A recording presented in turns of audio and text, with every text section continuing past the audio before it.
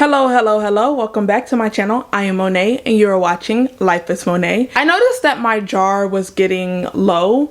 I filled this up at the beginning of the year, I believe in January, and I've just been taking prompts out, but I have not filled it back up, and that's making me kind of nervous because it's now November, so that means that filling this jar up was 11 months ago, and I have no idea what I put into this jar.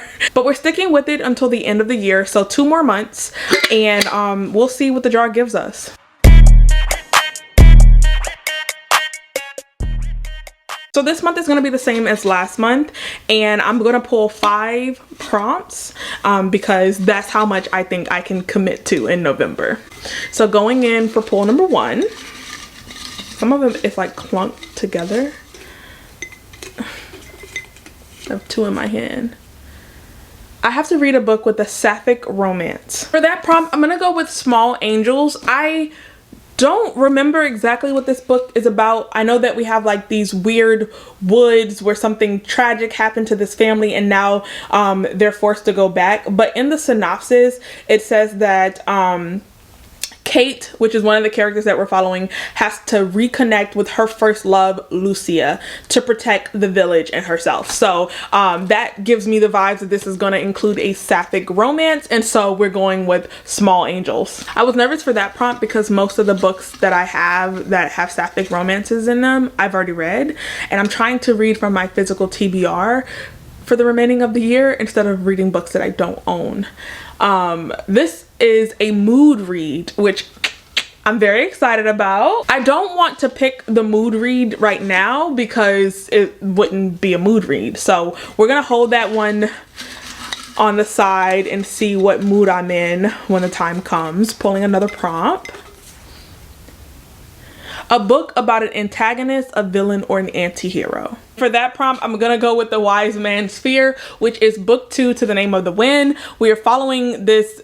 He's definitely an anti-hero by the name of Koti, and Koti is this assassin, and we're getting like his life from this storyteller, or he's telling the background of his life to a storyteller. And I don't really know what to expect from book 2, but I really loved book 1. I love the writing in book 1, and I like Koti as a character, so I'm going with this book for this prompt. And we have a chunker on there, which lines up with my winter reads because I love reading chunky books in the winter. The third prompt we have is a book by a BIPOC author. For that prompt, I'm gonna go with Identity. This is a book that I'm very intrigued by. We are following a well-known blogger who goes by Identity, and they're also a doctoral student, and they have a superstar post-colonial and race studies professor by the name of Saraswati.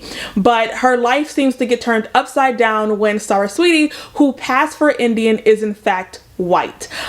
So that's pretty much all that I read. I'm very intrigued by how the author is going to tell the story, but also by the synopsis, because for you to have been in adoration or in love with this Indian superstar only to find out that they are white passing is giving me that moment. Y'all know what I'm talking about? That little Rachel Dolezal moment for the Black community. And so this is Own Voices, and I believe that this is a translated work, so be looking forward to my thoughts on this book. Feeling pretty confident about the first 3 pulls, so going in for pull number 4. Read a thriller. For that prompt, I'm going to go with a new release, which is The Last Dreamwalker by Rita Woods. The synopsis of this one says that in the wake of her mother's passing, Layla Hurley unexpectedly reconnects with her mother's sisters, women she has not been allowed to speak to or of in years. Her aunts reveal to Layla that a Gullah Geechee island off the shore of South Carolina now belongs to her. As Layla digs deeper into her mother's past and the mysterious island's history, she discovers that the terrifying nightmares that have plagued her throughout her life and tainted her relationship with her mother and all of her family are actually a power passed down through generations of her Gullah ancestors. She is a dream walker, able to inhabit the dreams of others and to manipulate them. As Layla uncovers increasingly grave secrets about her family's past, she finds herself thrust into the corner of a potentially deadly, decades-old feud fought in the dark corridors of dreams.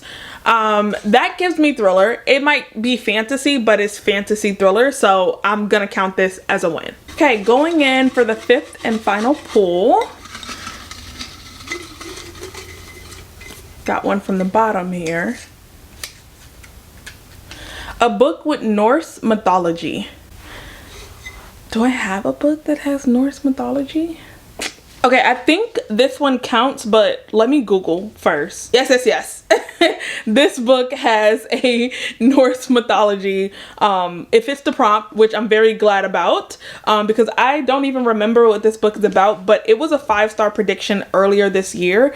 And I believe that I've read most of the books on that 5-star prediction, and there's like 1 or 2 books left that I have not read, and this is one of them. I admit that I don't know much about Norse mythology, but that may have been a huge contributing factor in me deciding to purchase this book. One of my personal goals this year was to read more books from authors that were not centric to North America and like American based authors. I think that I've done a really good job of doing that throughout the year, and I still feel like this is a 5-star prediction, so fingers crossed that it is. Okay, so here are our 5 picks for the month of November. We'll be reading Small Angels, that has a sapphic romance. We'll be reading The Wise Man's Fear, which is gonna follow an anti-hero.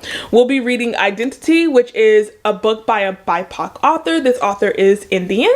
The Last Dreamwalker is a book that is a thriller. I'm counting it as a thriller. Okay, and The Witch's Heart, which is a book that has Norse mythology in it. Once again, I am patting myself on the back for such a wide variety of books.